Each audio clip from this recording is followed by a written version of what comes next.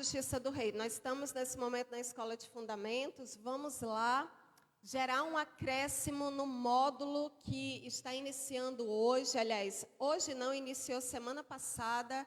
E eu sei que tudo aquilo que Deus tem para fazer e acrescentar à sua igreja, o Senhor está gerando através de fundamentos, daquilo que Deus está gerando na igreja, para que a igreja possa ser fortalecida, amadurecida e possa alcançar o seu propósito. Aleluia!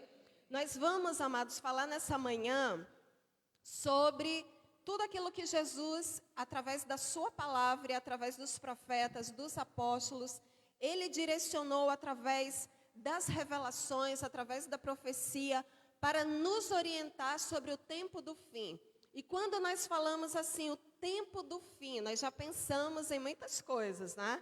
Já vem aquele pensamento de guerra, rumores de guerra, aquela palavra que Jesus falou, que quando ele estiver próximo da sua vinda, muitos sinais e acontecimentos iriam acontecer.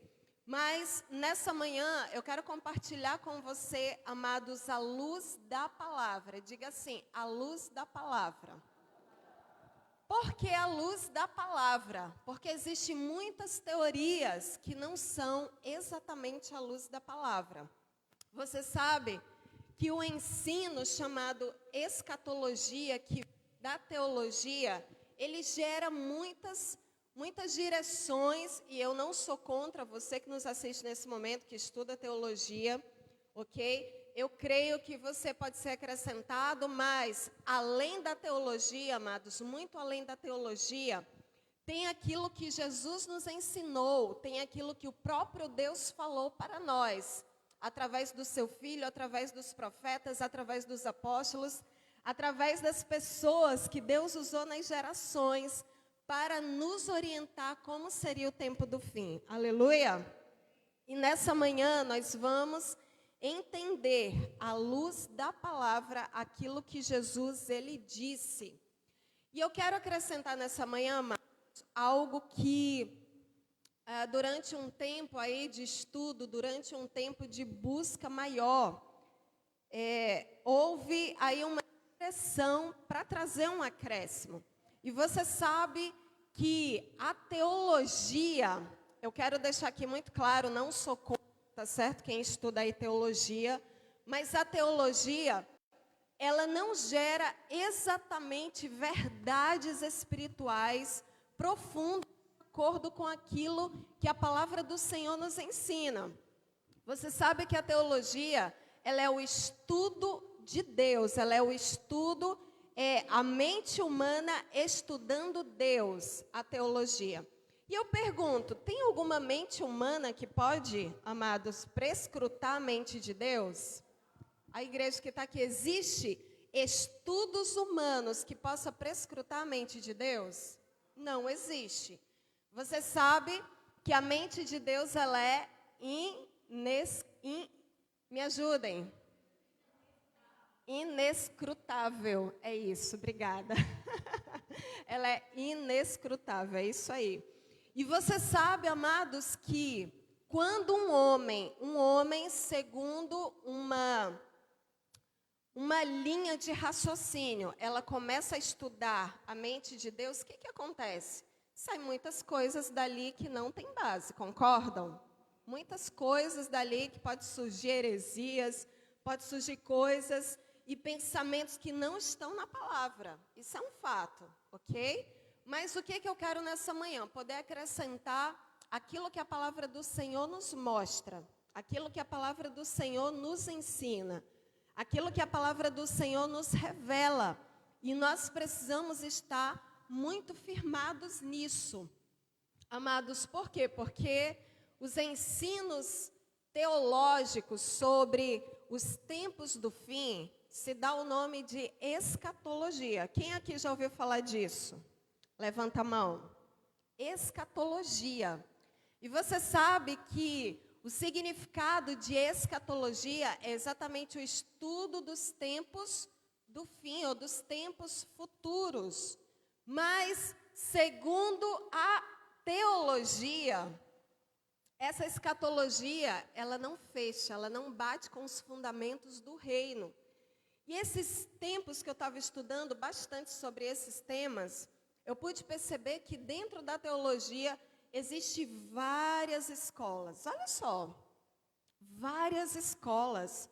E eu fiquei me perguntando, meu Deus, como assim? Uma linha de pensamento pensa de um jeito, outra de pensamento pensa de outro jeito. E ali, se você for estudar, tem várias linhas de pensamento. E eu fiquei pensando, meu Deus, que coisa! Como pode a igreja do Senhor estar dividida acerca da verdade? Porque uma parte da igreja, ela crê que vai ser poupada da grande tribulação. Outra parte da igreja crê que vai passar pela tribulação. E aí, daqui a pouco a gente vai entrar. Mas eu quero, de antemão, poder entrar com vocês a respeito desses pontos. Por quê? Porque, amados, a igreja do Senhor, ela precisa ser restaurada. Posso ouvir amém? A igreja do Senhor precisa ser restaurada. E essa restauração, segundo a palavra, ela vai começar por onde?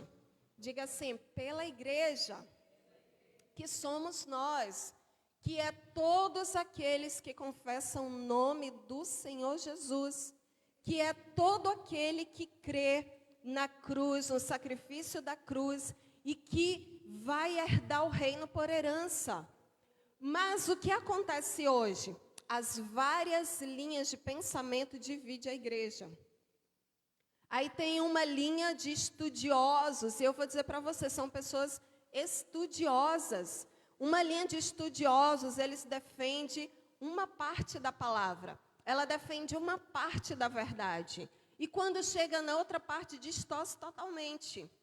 Outra parte, outra escola, e aí eu não trouxe aqui o nome porque hoje eu não vou dar aula de teologia para você.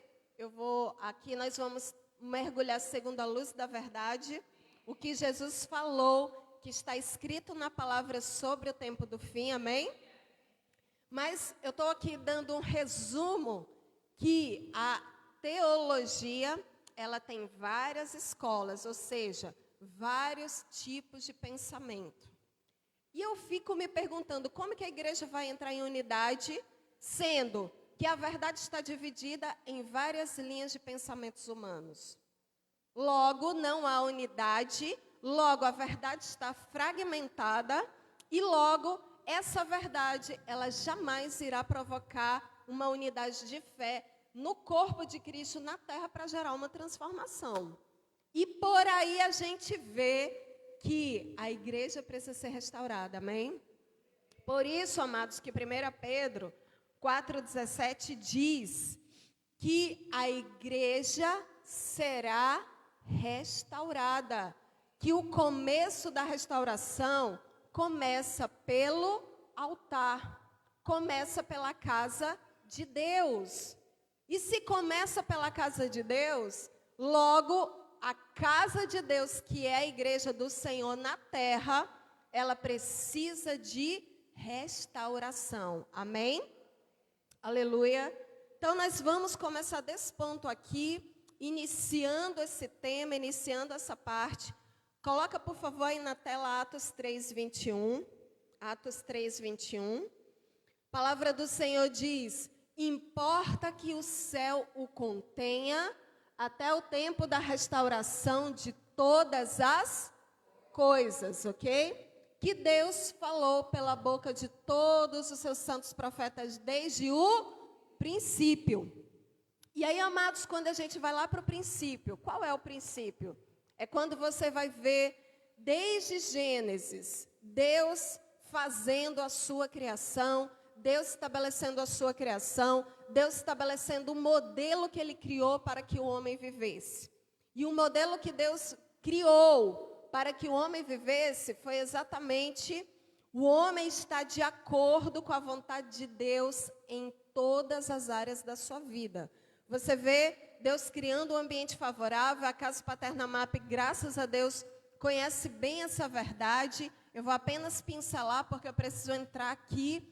E a partir daqui, quando a igreja começar a ser restaurada, então todas as demais coisas dentro dos tempos proféticos de Deus irá começar a se estabelecer, ok? Então você vê que Jesus ele não vai voltar a qualquer momento, como você vê muitos da igreja falando. Teve aí rumores de guerra, Jesus está voltando. Existe aí qualquer coisa que aconteça, Jesus está voltando. Não é assim. A palavra do Senhor nos revela que Ele irá voltar sim. Quando? Quando todas as coisas estiverem restauradas, ok? E aqui está escrito, olha só, o qual convém que o céu contenha, ou seja, Jesus estará contido nos céus, até o tempo da restauração de todas as coisas. Amados, e eu pergunto, se é a igreja que vai restaurar a terra, e a igreja não está restaurada ainda, Jesus não pode voltar amanhã, ou daqui a um mês, ou daqui a um ano, ou daqui a uma semana, ok? Jesus não pode, por quê? Porque é a igreja que vai trazer Jesus de volta. Quando a igreja ela estiver alinhada, restaurada, e ela começar a restaurar todas as coisas, então a própria igreja, junto com o Espírito, vai dizer o que a Jesus? Ora, vem. Vem, Senhor Jesus. Apocalipse 22, 17, não precisa colocar, tá? Só para você tomar nota, Apocalipse 22, 17 diz que o Espírito e a noiva dizem, vem. Então, quem é que vai trazer Jesus de volta? A igreja junto com o Espírito. Quando a igreja completar a sua missão e o Espírito completar a sua missão de aperfeiçoar a igreja, então os dois trarão Jesus de volta. Ok? E nós vamos entender aqui, amados, existem muitas coisas, muitas profecias. E é muito lindo quando a gente vai estudar na palavra e a gente vê que todos os profetas, todos os profetas, de Gênesis até Apocalipse, eles profetizaram a mesma coisa. As profecias, elas estão alinhadas. As profecias estão bem ajustadas. Não existe uma profecia desconectada de outra. Todas as profecias que os profetas trouxeram, elas estão em concordância. Elas falam a mesma coisa. E elas proferem todo o desenho espiritual do que vai acontecer no tempo do fim. Por isso que os estudos humanos a respeito de Deus, como linha de pensamento, eles são totalmente, amados, fragmentados. Ok? Eles se tornam fragmentados. E o que é fragmentado não pode consolidar uma verdade. É por isso que a igreja precisa ser restaurada nos fundamentos, na verdade, no ensino, para que ela possa verdadeiramente cumprir o seu propósito. Se opor ao engano, se opor à mentalidade do anticristo, se opor às falsas doutrinas, se opor a tudo aquilo que se torna oposição ao projeto que Deus tem para os nossos dias. Amém? Então, nós vemos aí Joel 2, de 1 a 11 também. Você coloca aqui, mas você vai tomar nota. Nós não vamos ler, porque nós temos muita coisa aqui para abordar. Eu quero deixar aqui para você. Joel 2, de 1 a 11, fala exatamente como a igreja estará, como um exército alinhado, enfileirado, estará pronto para cumprir o projeto de Deus. Logo nós vamos ver, amados, que a igreja restaurada, ela vai andar em unidade, ela vai ter uma só voz, ela terá um só comando, ela terá uma só direção. Ela jamais caminhará fragmentada, ok? E quando nós falamos assim fragmentado, o que significa estar fragmentado? Uma parte crê numa parte da verdade e desconsidera a outra, e vice-versa, e o outro lado desconsidera algumas partes e considera outras. Logo, a igreja anda fragmentada. E tudo aquilo que é fragmentado, que é dividido, não cumpre propósito. Por isso que a igreja hoje precisa estar enfileirada, conforme Joel 2, de 1 a 11. Nós não vamos ler esse texto todo, porque ele é grande, mas ele é poderoso. Fala que onde a igreja passar, adiante dela será como o jardim do Éden. Será como no início, estará conforme a vontade de Deus, que essa igreja restaurada, ela não estará negociando com o engano, com tudo aquilo que é falso, fraudulento. Logo, essa igreja poderosa, ela, amados, vai causar um caos na terra. Diga assim, um caos. E quando eu falar um caos, não é que ela estará sendo, amados, destruindo o projeto de Deus. Ela vai destruir o engano que foi criado pelo diabo. E esse engano será destruído por uma igreja que anuncia as boas novas, que anuncia o projeto de Deus conforme os desenhos daquilo que o Senhor ordenou que ela seja. Ok? Aleluia. Marcos 9:12 também nos fala que Elias virá primeiro e restaurará todas as coisas. Ah, Elias virá primeiro. Que Elias é esse? É a pessoa de Elias? Não. É o espírito profético que habitou em Elias, que estará sobre a igreja. Para quê? Para que essa igreja ela possa ser boca de Deus, para que tudo aquilo que ela fale se cumpra, para que tudo aquilo que ela ordene, Deus respalde, para que tudo aquilo que ela proclame, profetize, se cumpra, ok? Então, não é que a pessoa de Elias virá, mas o mesmo Espírito que habitava em Elias estará sobre essa igreja. A igreja totalmente restaurada, plena do Espírito de Deus, plena da verdade, plena dos fundamentos. Então, essa igreja, ela estará exatamente como Joel 2, capítulo de 1 a 11, estará falando para nós. Enfileirada, posicionada, pronta para a batalha, pronta para restaurar todas as coisas. E eu pergunto para você, amados, me diga uma coisa. Pensa comigo, quando toda a igreja estiver nesse nível, ela não vai profetizar contra os corruptos, e os corruptos vão serem ali totalmente aniquilados? Pensa comigo, sim ou não? Pensa que hoje, na política do nosso país, tudo que é de corrupção, quando a igreja ela estabeleceu um decreto, e esse decreto se cumprir contra toda a corrupção, e o mundo vê o decreto que a igreja falou se cumprindo, você acha que o mundo inteiro não vai entrar, não vai ser estremecido por essa igreja? Vai ou não vai? Vai. Agora, eu pergunto para você, quando as famílias da terra, quando o engano, quando tudo que é de errado hoje, os abusos à criança, as moléstias, as enfermidades, as dores, quando a igreja começar a declarar e haver cura, haver restauração, haver libertação, haver alinhamento, e todos os ímpios, o mundo, vê a igreja falando e Deus respaldando o que a igreja falar, o que vai acontecer? Essa igreja ela vai causar na terra, sim ou não? Ela vai. E o mundo vai começar a ver que a igreja é a boca de Deus na terra. É para isso que o Senhor estabeleceu a igreja. Mas o que acontece hoje? Como a igreja está hoje? Hoje a igreja ela não está tendo crédito, nem com Deus e nem com o mundo, amados.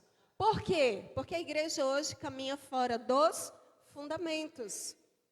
Hoje a igreja caminha fora da verdade. A igreja hoje ela continua fragmentada. Ela tem a verdade como algo conveniente para ela. Quando a verdade vem com impacto, com força, exigindo que você tome uma posição, o que acontece?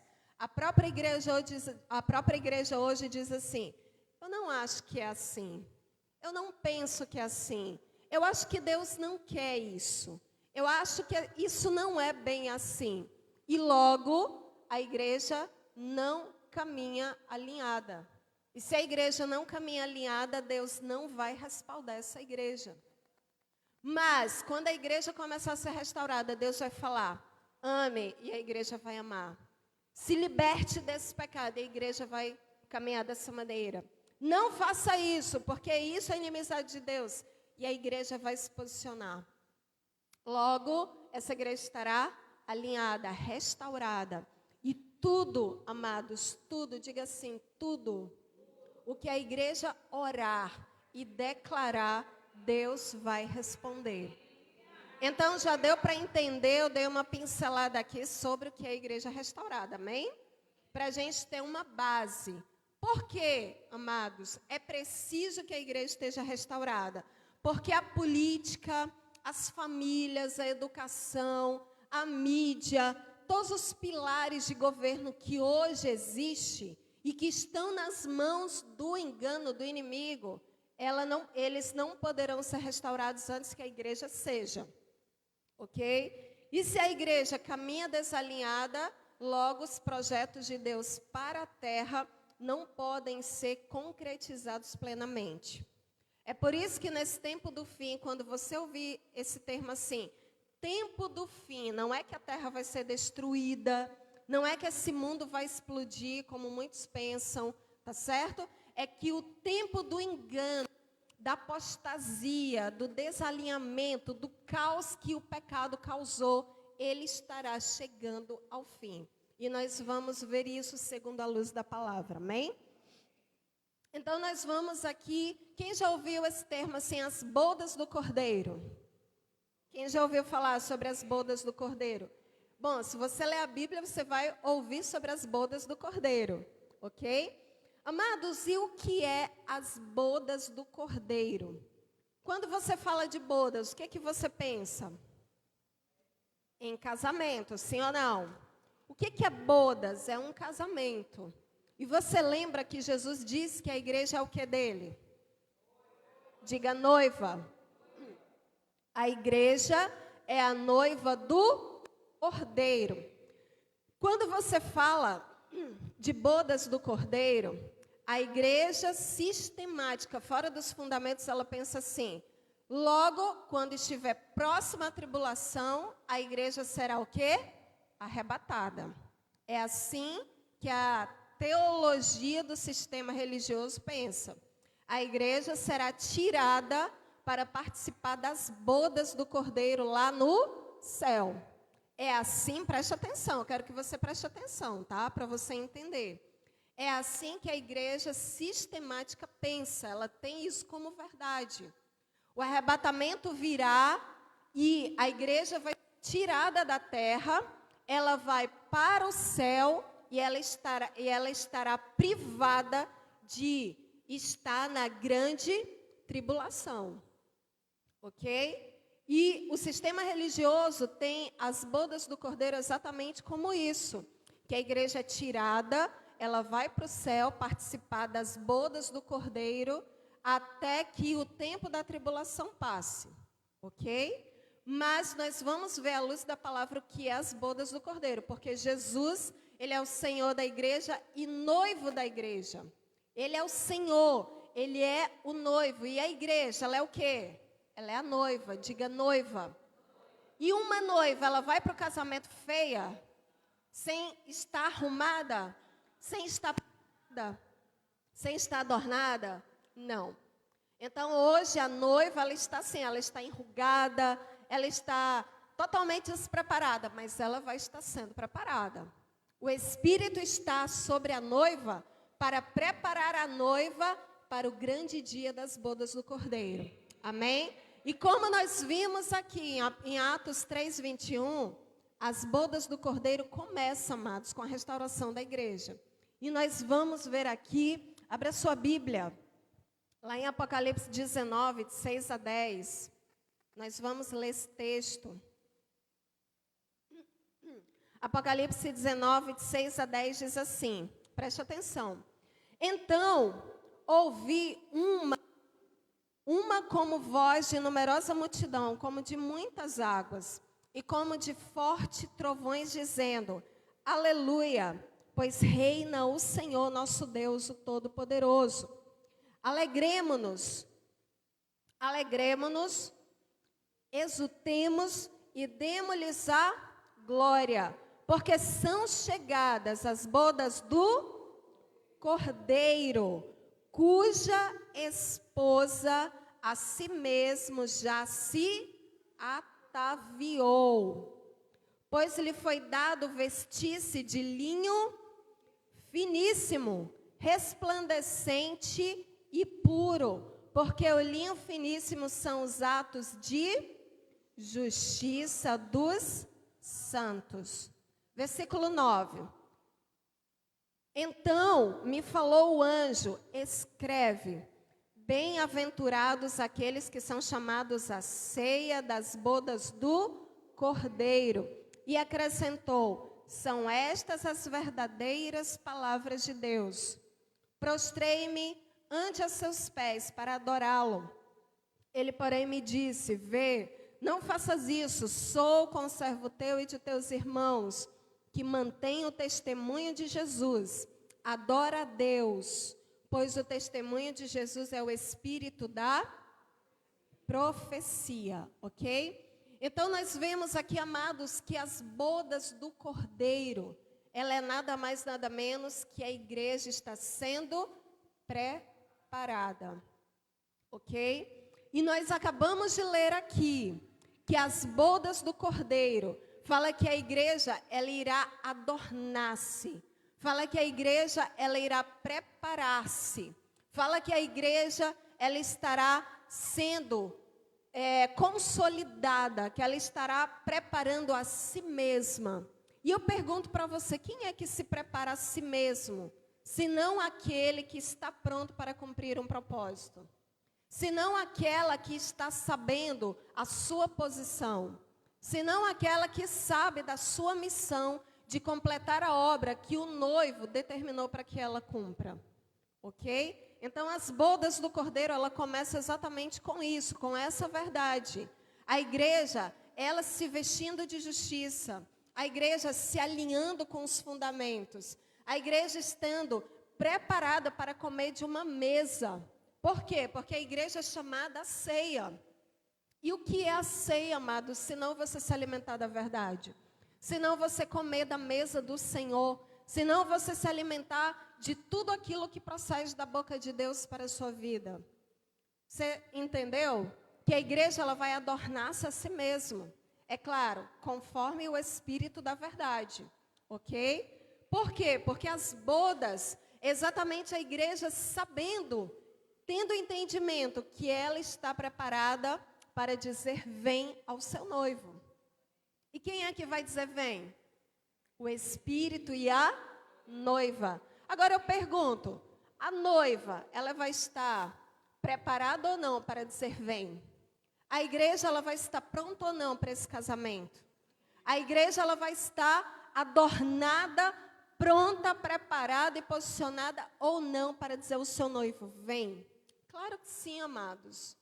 Então esse engano que a igreja, ela vai ser tirada antes do tempo do fim, antes do arrebatamento, de Jesus voltar, esse arrebatamento, ele não é bem dessa maneira, de ser tirado para o céu, ok? Não é ser tirado para o céu e ser preparado lá no céu, de maneira nenhuma, ok? Essa igreja que estará preparada para as bodas, ela estará sendo preparada com vestes de linho fino, com vestes de justiça, atos de justiça.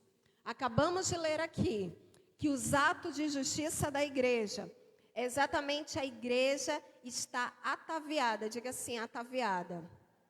Ataviada diz preparada, adornada, pronta para o casamento com o noivo. E se a igreja vai abrir os céus e dizer vem para o noivo, logo ela está pronta. Ok? Ela estará pronta. E essas bodas, a ceia, exatamente a igreja está pronta para se alimentar da mesa do reino, sempre, em todo o tempo. Claro aqui, ok? Coloca para mim, por favor, agora, Mateus capítulo 24. Asaf, Mateus 24.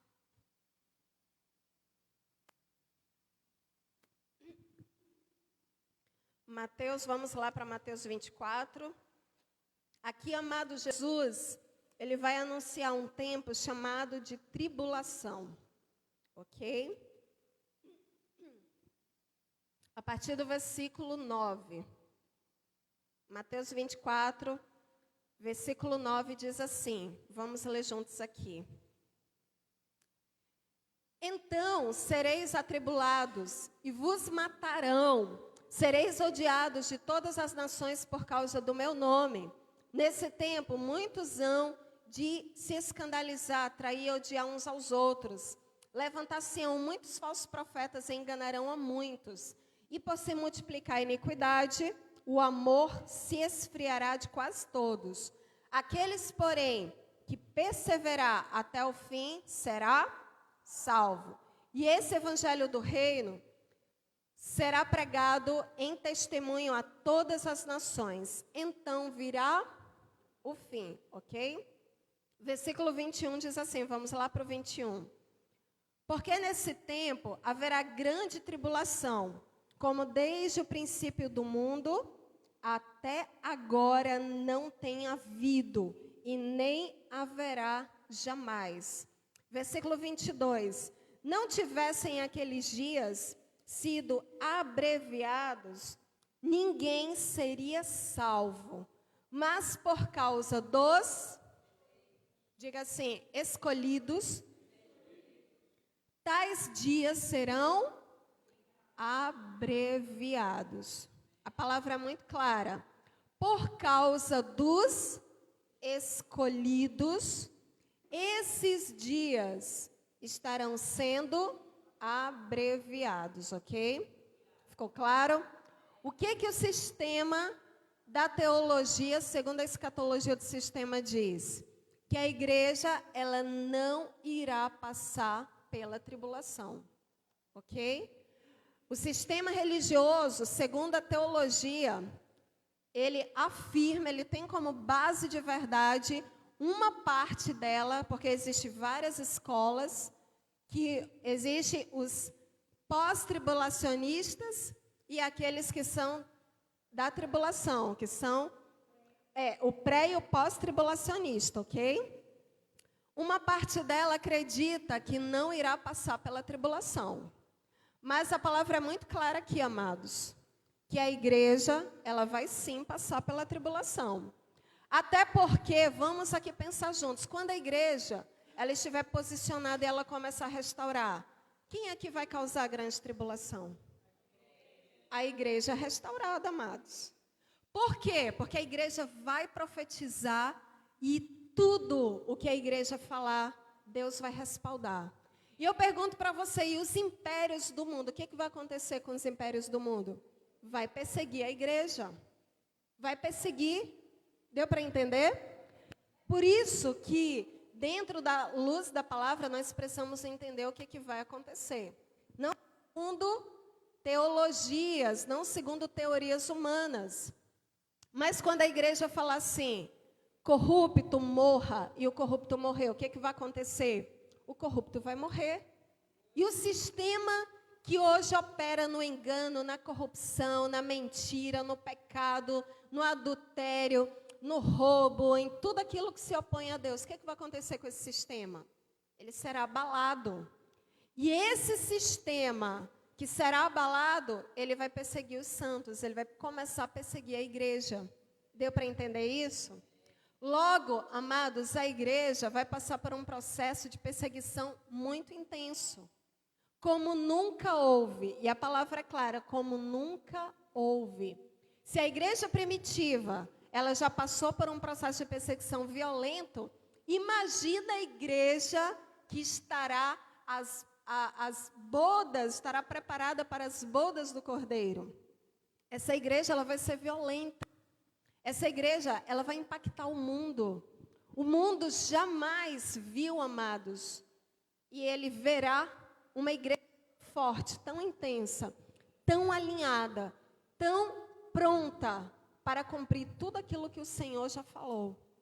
E esse mundo verá verdadeiramente Deus através da sua igreja. Verdadeiramente. E logo, se ele vai ver Deus, o que ele vai sentir? Um desejo intenso de destruir essa igreja. É por isso, amados, que essa grande tribulação, ela fala exatamente que os santos, ok? Os santos do Altíssimo, eles irão passar sim, ok? Eles irão passar. Eu quero deixar aqui muito claro para você, segundo a luz da palavra. para que você entenda esse tempo. Abra sua Bíblia também, Apocalipse 3:10. Vamos ler também aqui Apocalipse 3:10 para a gente fundamentar. Apocalipse capítulo 3, versículo 10 diz assim: o machado já está posto à raiz das árvores. Não, é Apocalipse, tá? Apocalipse 3:10, colocou Mateus. Visto que você guardou a minha palavra de exortação e perseverança, eu também o guardarei da hora da provação. Em outros textos está da tribulação, que estará para vir sobre todo o mundo, para pôr a prova os que habitam na terra. Ok? Então, essa igreja, amados, ela estará guardada, ela estará alinhada, ela estará pronta. É claro que uma parte da igreja, ela vai experimentar sim a morte, a perseguição. É claro que vai experimentar ali o tempo, esse tempo de grande caos que haverá sobre o mundo.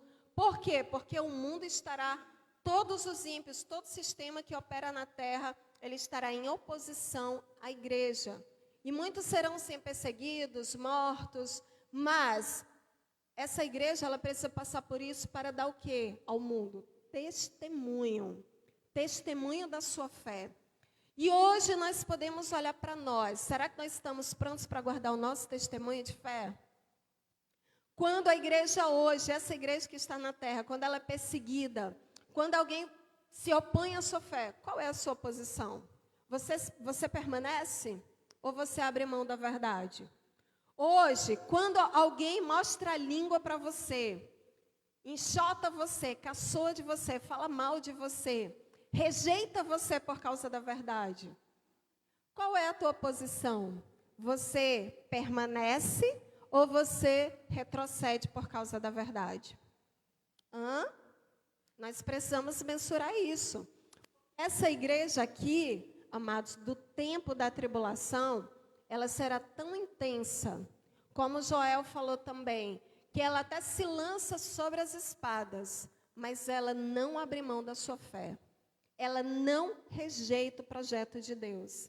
Ela jamais abrirá mão do seu testemunho em Cristo Jesus. Ok? Então, essa igreja que vai participar da grande tribulação, que anuncia o tempo do fim de quê? Do engano, da apostasia, do pecado, de tudo aquilo que está fora do projeto de Deus, ela será sim perseguida, mas ela não abrirá mão da sua fé. Posso ouvir amém? Para a gente continuar, Daniel 12:1, coloca por favor. Daniel 12:1 também, desse tempo. Daniel 12:1 diz assim: naquela ocasião, Miguel, o grande príncipe que protege na ocasião o seu povo, todo aquele cujo nome está escrito no livro da vida será liberto. Ou em outra tradução, será poupado. Ok?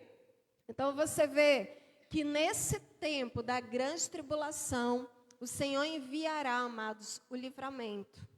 O Senhor enviará a proteção. O Senhor estará protegendo os escolhidos. Ok? Todo aquele que Ele usar para estabelecer o seu projeto. Deu para entender até aqui, não é? Ok, aleluia.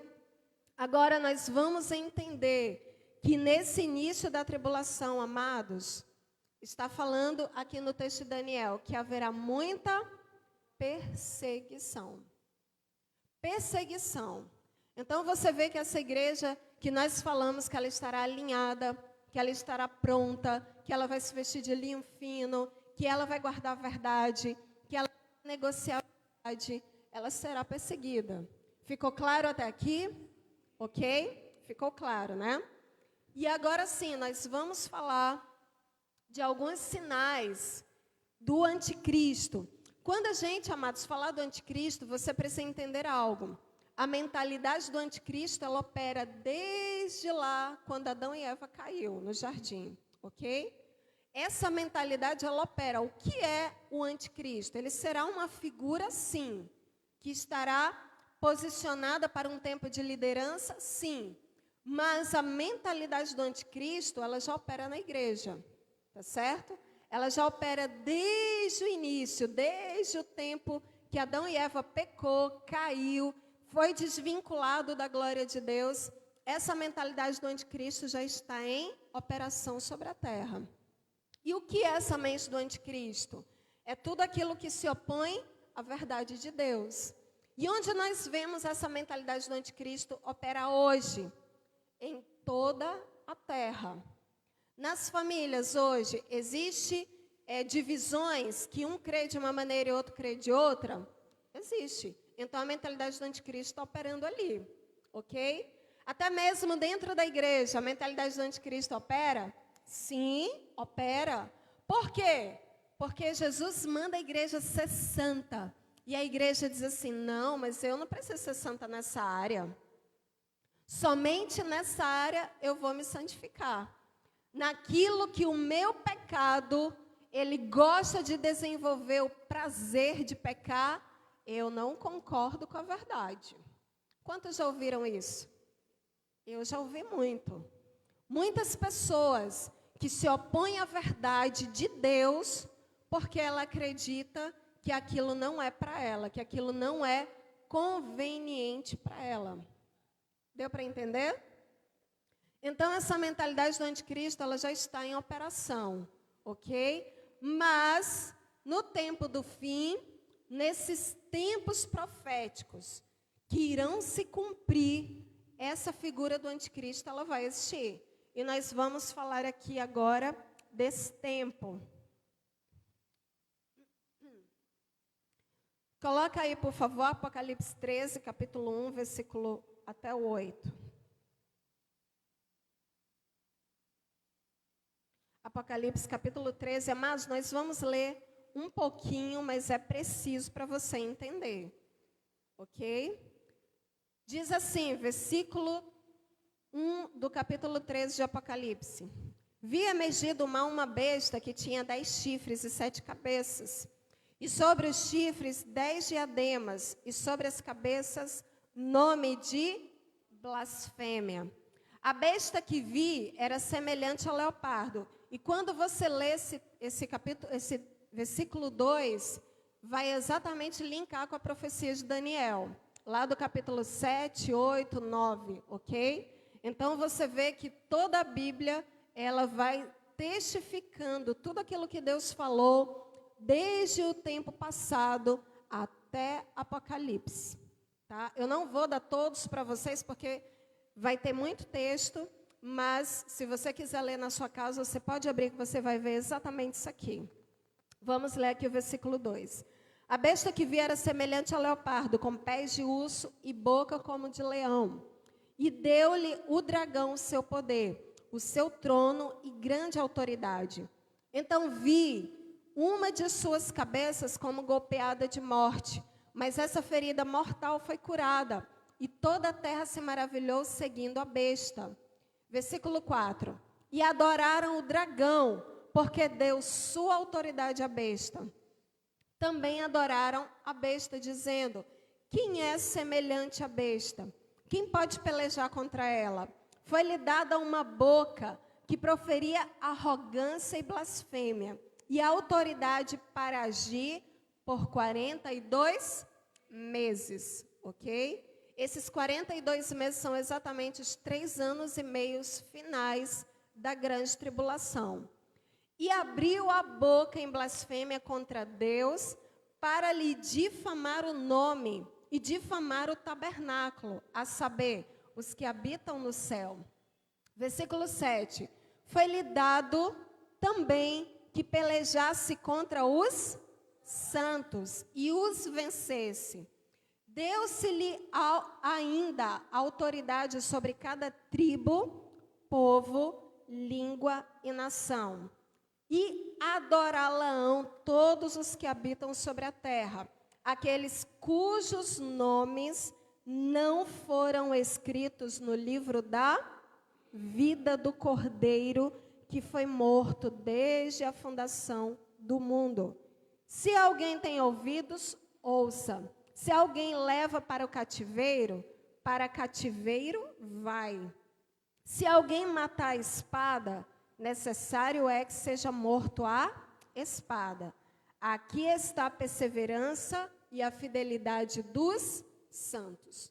Então, amados, aqui está muito claro. E também existem vários outros textos, tá bom? Em todos os profetas que vai falar da figura do anticristo. Nós temos em Daniel 11:31. Eu vou dar aqui os textos para vocês anotarem, ok? Mas aqui nós vamos estudar essa parte para que você entenda um pouco. Temos em 1 João 2:18, temos em Daniel 19:27. Existem muitos textos de todos os profetas que vai falar do anticristo. E o que é que o anticristo representa? Ele representa uma autoridade de governo num tempo determinado, dentro dessa grande tribulação, que vai se opor a Deus, que vai dividir as nações e que vai perseguir com muita ferocidade a igreja. Logo, nós vimos que a igreja restaurada, ela vai causar o caos na terra, sim ou não? Porque ela estará decretando a restauração. Ela estará posicionada para restaurar. E quando a igreja começar a fazer isso, logo aparecerá essa figura, que, segundo as profecias, é uma figura que vai emergir da aliança de muitas nações, e ele vai causar aí uma divisão entre essas nações, e ele estará posicionado para ser uma voz de liderança mundial. Mas essa voz de liderança mundial, ela vai se opor a toda a verdade de Deus. Se você ler as profecias de Daniel, diz que essa besta que emerge do mar é exatamente o anticristo. E a besta que emerge da terra é o falso profeta. E quem é o dragão? É a figura de Satanás. Essa figura de Satanás, amados, ele vai dar a sua autoridade. A Bíblia diz que essa figura chamada anticristo, ele vai causar muitas maravilhas, ele e o falso profeta, que também é uma figura que estará sendo otorgada autoridade por um principado que ainda será solto. Eu não vou dar aqui todos os textos para vocês, mas está escrito isso, tá bom? Esse espírito que ainda está aprisionado no abismo, ele vai dar autoridade ao falso profeta. E esse falso profeta, ele vai fazer milagres, ele vai fazer maravilhas, ele vai autorizar que essa besta que emerge do mar, que é o anticristo, possa executar muitos milagres, possa fazer maravilhas, possa ser adorado. E como que a igreja, ela vai ter essa oposição? Porque essa figura do anticristo, ele vai se tornar um Deus na terra. E a Bíblia diz que toda a terra vai crer nessa figura. Olha só, toda a terra vai crer nessa figura. E o que acontece, amados? Aqueles que estão escritos no livro da vida que nós lemos aqui, eles não irão adorar a besta. Eles não irão se dobrar ao Cristo. Eles não irão se sujeitar a esse engano. Ok? Não irão. Por quê? Porque o Espírito da verdade habita na vida deles. Amém? O Espírito da verdade habita. E logo, amados, esse falso profeta e esse anticristo, eles verdadeiramente serão tão intensos que até mesmo Jerusalém, o povo de Israel, irão crer nele. Até mesmo o povo escolhido. E um dos sinais que esse anticristo, ele vai governar, nós acabamos de ler aqui, que ele vai governar por 42 semanas, que quando essas 42 semanas estiverem consolidadas, essas 42 semanas significam um tempo de 3 anos e meio. Isso, 42 meses, obrigado. Esses 42 meses significam um tempo de 3 anos e meio. Esse anticristo, amados, ele vai fazer aliança com várias nações, inclusive com Israel. A própria Israel, Jerusalém, ela vai crer nesse anticristo. No início da tribulação e na metade da tribulação, o templo que será construído ainda em Jerusalém, ele será profanado.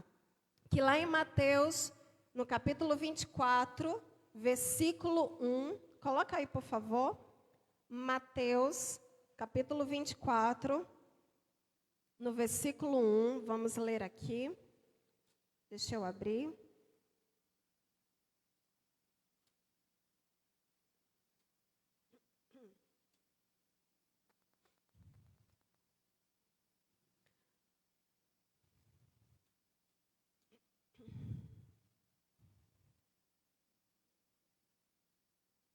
Diz assim: tendo Jesus saído do templo, ia se retirando, quando se aproximaram dele os seus discípulos para lhe mostrar as construções do templo. Ele, porém, lhe disse: não vedes tudo isto? Em verdade vos digo que não ficará aqui pedra sobre pedra que não seja derrubada. Você sabe que o templo de Salomão foi destruído. Depois, o segundo templo, que é esse aqui, que Jesus falou que não ia ficar pedra sobre pedra, o templo de Zorobabel. E aqui diz assim, no versículo 3, no Monte das Oliveiras, achava-se Jesus assentado quando se aproximaram dele. Os discípulos em particular lhe pediram: dize-nos quando sucederão essas coisas e que sinal haverá da tua vinda e da consumação dos séculos. Ele lhe respondeu: vede que ninguém vos engane, porque virão muitos em meu nome dizendo: eu sou o Cristo, e enganarão a muitos. E certamente ouvireis falar de rumores de guerras e rumores de guerra. Vede, não vos assusteis, porque é necessário assim acontecer, mas ainda não é o fim. E aí nós vemos ele falar de guerra, de rumores, de fomes em vários lugares. Ok? Aqui no versículo, deixa eu puxar, versículo 15 diz assim: quando, pois, virdes o abominável da desolação de que falou o profeta Daniel no lugar santo, quem lê, entenda. Esse texto aqui, amados, no versículo 15, está falando exatamente lá da profecia do profeta Daniel. Que é esse tempo onde o anticristo, ele irá se assentar nesse templo em Jerusalém. Ok? E ele fará aliança com Israel no início da tribulação. E na metade da tribulação, ele vai quebrar essa aliança com Israel, vai profanar esse templo e vai anular os sacrifícios diários. Ok? Certo? Depois mais, eu vou passar para vocês aqui alguns textos para fundamentar essa parte. Mas nós vamos encerrar aqui no versículo 15 e depois, no próximo domingo, nós vamos continuar, porque tem muita coisa ainda para compartilhar, ok? Que Deus abençoe você, paz e justiça do reino. O profeta agora vai dar continuidade à segunda parte. Quero que você guarde